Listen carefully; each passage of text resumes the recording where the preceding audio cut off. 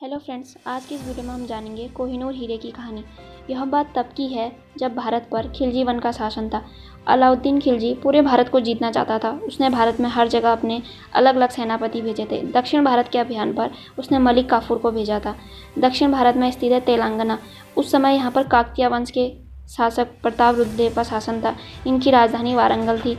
मलिक काफूर ने युद्ध में प्रताप रुद्रदेव को हरा दिया। इसके बाद प्रताप रुद्रदेव ने अलाउद्दीन की अधीनता स्वीकार कर ली और मलिक काफूर के पास अलाउद्दीन को अपनी सोने की मूर्ति बनाकर उसमें जंजीर लपेट कर दी और साथ में भेंट स्वरूप दिया कोहिनूर हीरा।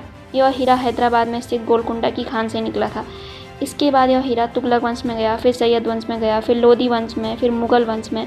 1739 में भारत पर ईरान के राजा नादिर शाह का आक्रमण हुआ। यह इसे ईरान ले गया। नादिर शाह की मृत्यु के बाद हीरा अहमद शाह अब्दाली के पास आया। अब्दाली इसे वापस अफगानिस्तान ले आया।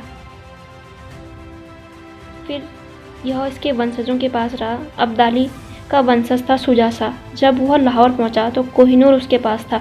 पंजाब के राजा रणजीत सिंह ने 1813 में कोहिनूर को वापस हासिल कर लिया। राजा रणजीत सिंह इसे अपने ताज में पहनते थे। 1839 में उनकी मृत्यु के बाद हीरा उनके बेटे दिलीप सिंह तक पहुंचा। 1850 में ब्रिटेन ने कोहिनूर हीरा राजा दिलीप सिंह से छीन लिया। 1850 में इसे महारानी के ताज पर लगाया गया। तब से यह ब्रिटेन के पास है। क्या भारत अपना कोहिनूर वापस ला पाएगा? इससे भी पहले भारत कई बार कोशिश कर चुका है। आज़ादी के बाद 1953 में भारत ने कोहिनूर की वापसी की मांग की थी, जिसे इंग्लैंड ने अस्वीकार कर दिया। 2010 में भी भारत ने कोहिनूर वापसी की मांग करी थी, इसे भी इंग्लैंड ने अस्वीकार कर दिया। 1976 में पाकिस्तान के पीएम जुल्फिकार अली भुट्टो ने भी इसकी मांग की थी, जिसे ब्रिटेन ने खारिज कर दिया। ईरान, अफगानिस्तान, बांग्लादेश समय समय पर इसकी मांग उठाते आ रहे हैं, पर ब्रिटेन किसी न किसी समझौते का हवाला देकर इसे वापस करने से मना कर देता है। कोहिनूर के बारे में कहा जाता है कि वह एक श्रापित हीरा है, इसे केवल महिलाएं व देवता ही पहन सकते हैं, पर कई राजाओं ने इसे अपने पास रखा।